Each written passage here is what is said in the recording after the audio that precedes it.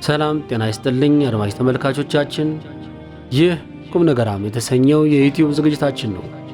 ለዛሬ ሰፋይሉ ኢትዮጵያዊው የፓን አፍሪካኒዝም አባት በሚል ርዕስ ስር ያሰፈረውን እንደሚከተለው እናቀርብላችኋለን። የፓን አፍሪካ ታሪክ ከተነሳ የአፈወርቅ ተክሌም ታሪክ አብሮ ሲነሳ የሚኖር ነው። ከዚህ ጽሑፍ ጋር እያያዝኩት ፎቶ እጅግ የተከበሩት የዓለም ሎሬት ሜትር አርቲስት አፈወርቅ ተክሌ በሥራ ላይ በጋና አክራ ቤተ መንግሥት በክብር ተጠርተው በፕሬዝዳንት ኳሜ ንክሩማንን ምስል ሲሰሩ የሚያሳይ የፎቶግራፍ ምስል ነው። እንደ አውሮፓውያን አቆጣጠር በ1964 ዓመተ ምህረት የተነሳ። አፈወርቅ ተክሌ ከንክሩማን በተጨማሪ የሌሎችንም የአፍሪካ የነጻነት አባቶች በመባል የሚታወቁትን የፓን አፍሪካኒዝም መስራች የነበሩ መሪዎችን ስዕሎችም በየቤተ መንግሥታቸው በከፍተኛ ክብር ተጠርተው እየተገኙ ስለዋል።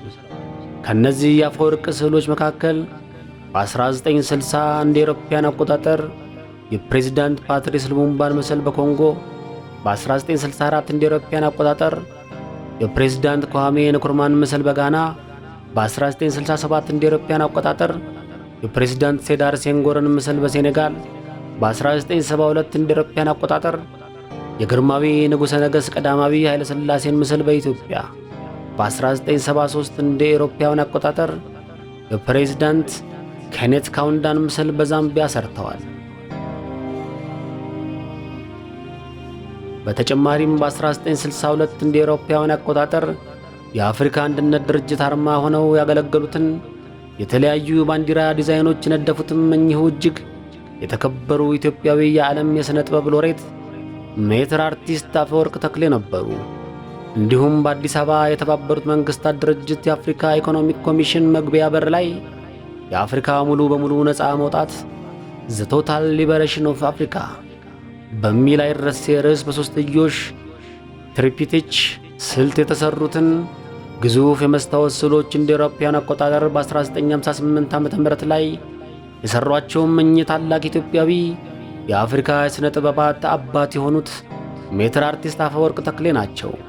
በአጠቃላይ ታላቁ አርቲስት አፈወርቅ ተክሌ የአፍሪካን አገራዊና ጥበባዊ ነጻነት አምጠው ካዋለዱ እጅግ የተከበሩ የአፍሪካ ቀደምት የጥበብ አባቶች በጉልህ ሲጠቀሱ የሚኖሩ የኢትዮጵያችንን ከፍ ያለ አርቲስቲክ አቅም ለዓለም ገልጠው በተግባር ያሳዩ የፓን አፍሪካኒዝም አራማጅ የአፍሪካ የነጻነት ሐዋርያ ናቸው።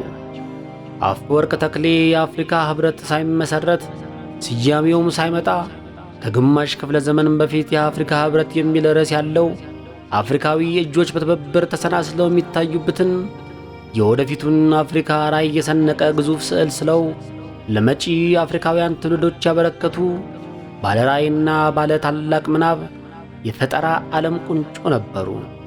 እጅግ የተከበሩ የዓለም ሎሬት ሜትር አርቲስት አፈወርቅ ተክሌ ለአፍሪካችን ነጻነት ላበረከቱት አስተዋጽኦ በተለያዩ ጊዜያት ከተለያዩ አፍሪካዊና ዓለም አቀፋዊ እጆች ስፍር ቁጥር የሌላቸውን የክብር ሽልማቶች የተቀበሉ ሲሆን በዓለም ላይም የቀድሞዋን ሶቪየት ኅብረትን ጨምሮ የክብር ዜግነት የሰጧቸው ታላላቅ አገሮች ዝርዝር ሰሚን ማስገረሙ አይቀርም።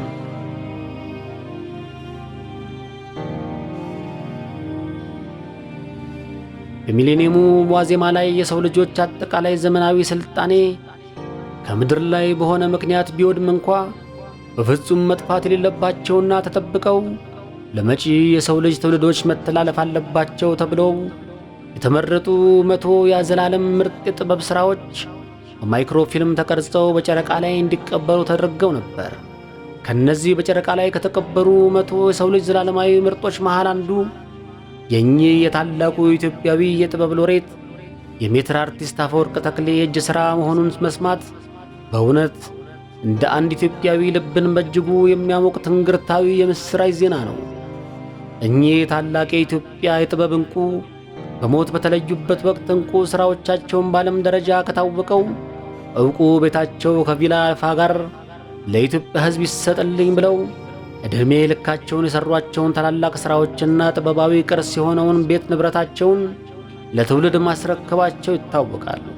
እስካሁን የኚህ ታላቅ የሀገር ባለውለታና የዓለም አብረቅራቂ የጥበብ ፈርጥ የስዕል ሥራዎች በአፍሪካ መዲና በሆነችው አዲስ አበባ ላይ ደረጃውን በጠበቀ መልኩ ተሰናድተው በቪላ አልፋ ለአፍሪካና ለዓለም ብሎም ለኢትዮጵያውያን ትውልዶች እይታ ይበቃሉ ተብለው ቢጠበቁም እስካሁን ከተስፋ በቀር በብልጽግናው መንግሥት በኩል ሽራፊ ትኩረት ሲሰጠው አልታየም።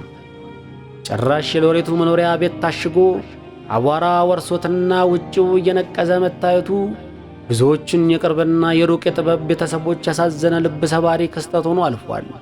ነቢይ ባከሩ አይከበርም እንዲሉ ሆኖ ዓለም ያከበራቸውን የጥበብ ፈርጥ እኛ ናቅናቸው። ያሳዝናል።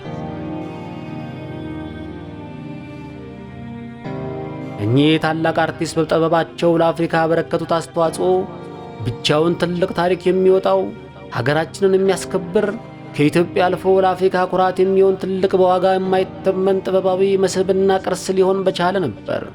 ምን ዋጋ አለው? የራሳችንን ማርከስ ላይ አንደኛ ነን፣ የውጭውን ማምለክ ላይም አንደኛ። ከዚህስ የራስ ጠልነት ምች ጨርሶ ይማረን። ለእኛም ሰዎች ልብ ይስጣቸው፣ ይስጠን። ጥበብንና ጥበበኞችን ያብዛልን። ኢትዮጵያችን ለዘላለም በጥበብ ደምቃ ትኖር። ለረቀቁት ታላቁ አርቲስት ነፍስ የበዛ ሰላምን ተመኘው። ስኬት፣ ነጻነት፣ ኅብረት ለአፍሪካችን። ሸጋ ጊዜ አሳፍ ኃይሉ